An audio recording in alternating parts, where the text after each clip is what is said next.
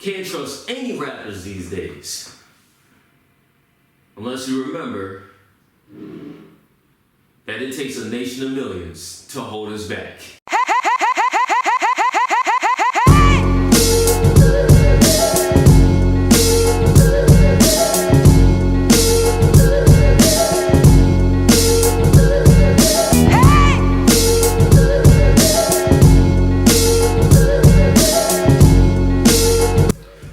People out there that stopped talking to that person that curved them 7 months ago just long enough so that they could take care of their civic duty and vote and participate in this election. This episode is for you.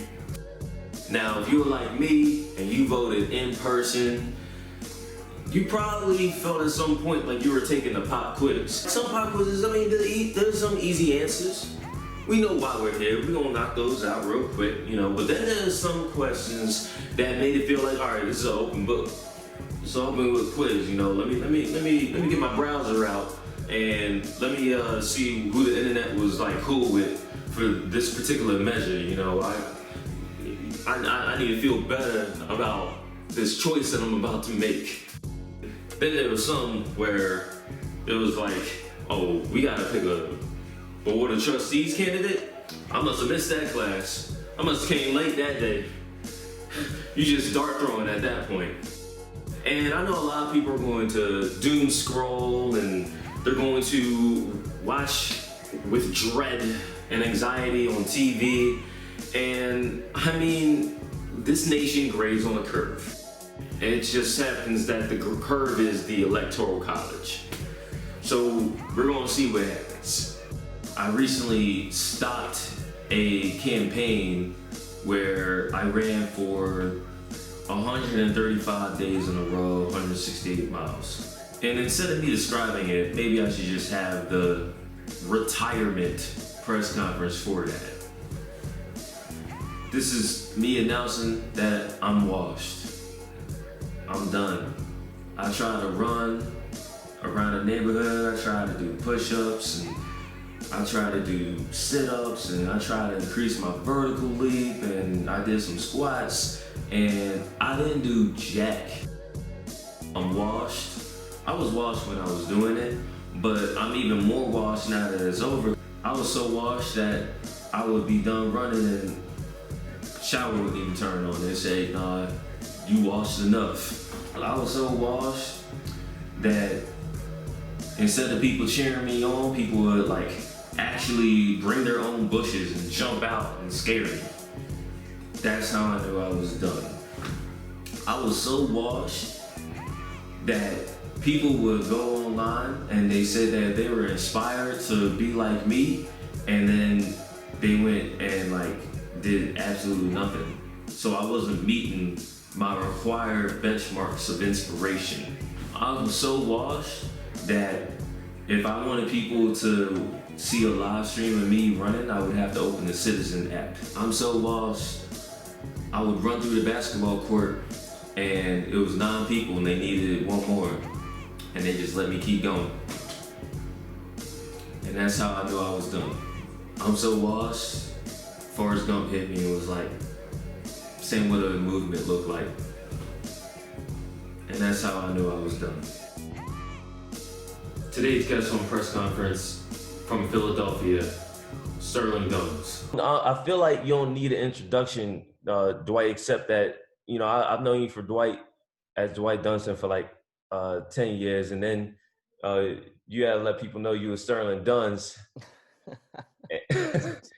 But besides that, you the homie, and you have so much to offer as far as people in general. You one of the few people that I actually featured last season on Press Conference. I had to give you your flowers, man. Oh man, I was honored, bro. So I hope that people who've been watching Press Conference for a while know who Sterling Duns is, know who the hard work movement is, know where we come from. But you're a new person this season, this fall, compared to previous falls. Right. So, right. Can you let the people in on the kind of evolution that you're experiencing as we enter the latter months of 2020? Yeah, for sure. Well, first and foremost, I'm just grateful to be here with the brother Law Murray. I remember my man was Larry Murray and Lawrence Murray. Then my man went to the West Coast and switched it up and became Law Murray. So as Boogie said, we go back, man. And I'm just a big fan of your work, bro, and excited to be here this afternoon, East Coast time on election day, bro. And yeah, and just thinking about the evolution, man. And this year particularly, I really took a step in the direction of really centering my artwork, and that includes music, but I've also been getting more into some filming. I've been really committed to spending more time with family. That's blood and chosen. That includes you, my brother from another.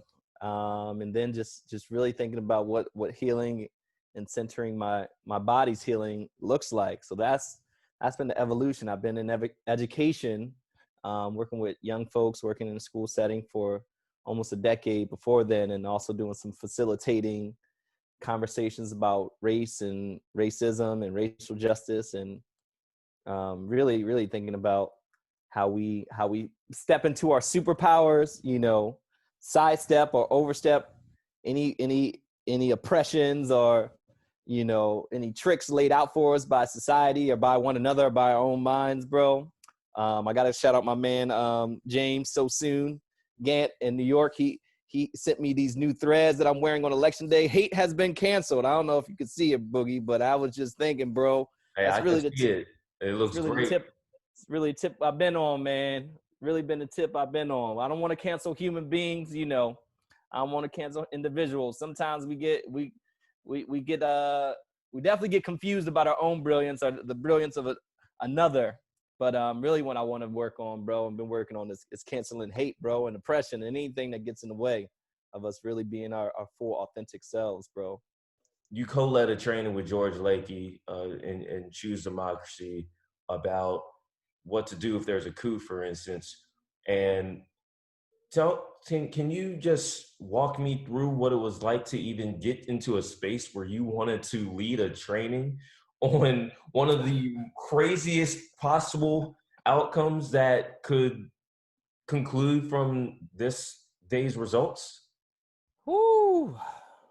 Well, in most scenarios, whenever there's something that feels scary for me to do, it's usually another person pushing me in that direction to do it and committing to be there with me while I try something new. And so in that case, that was an opportunity that my homie Eileen sort of tossed to me.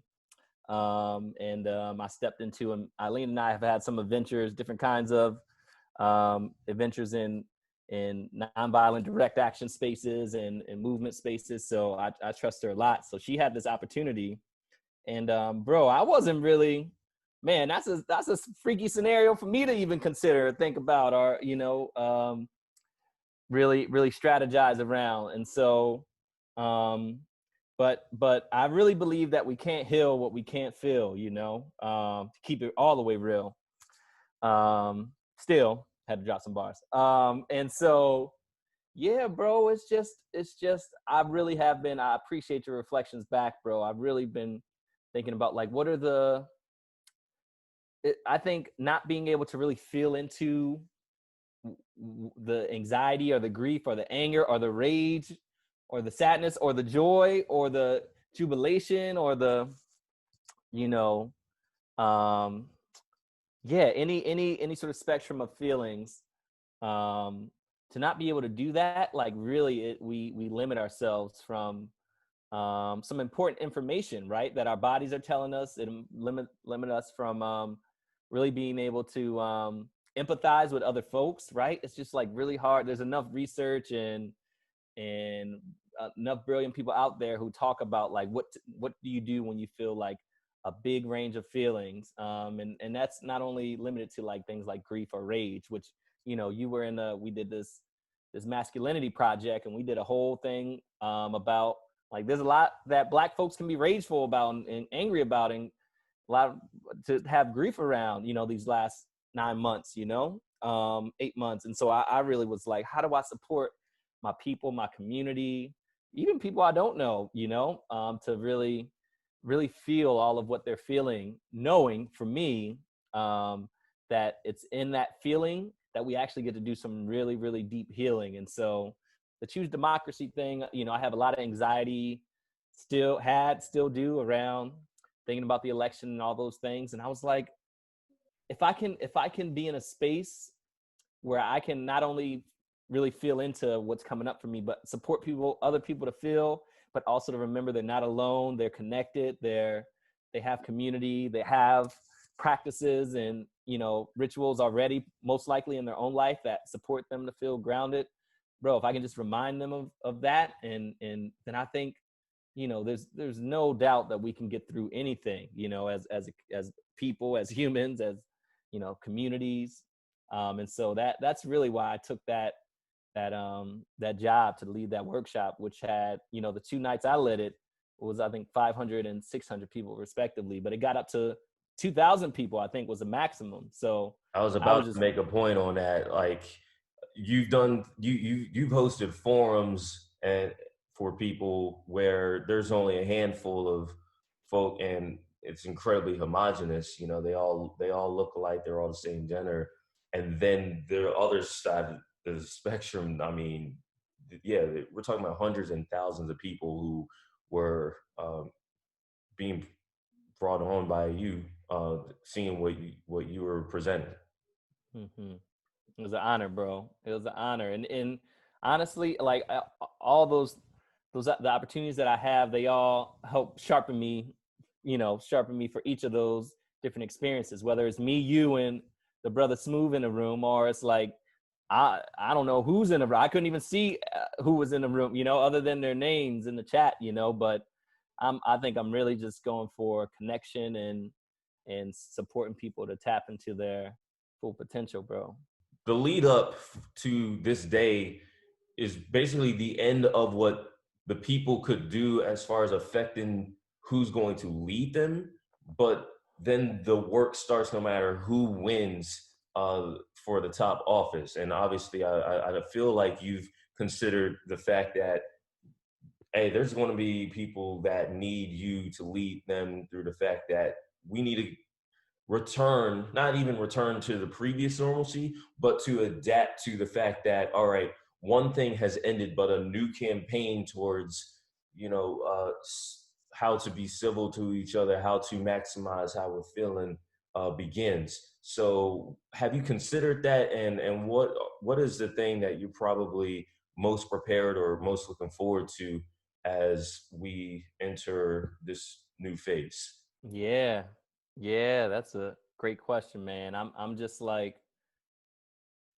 you named it, right? This moment at this day, or this moment is just a moment. Either way, no matter how the coin flips, we gotta stay, we sort of right back to our mission.